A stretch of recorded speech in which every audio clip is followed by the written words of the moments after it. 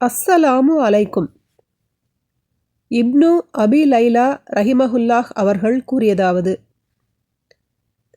நான் கைஸ் ரலியல்லாஹு அன்ஹு அவர்களுடனும் சஹல் ரலியல்லாஹு அன்ஹு அவர்களுடனும் இருந்தேன்.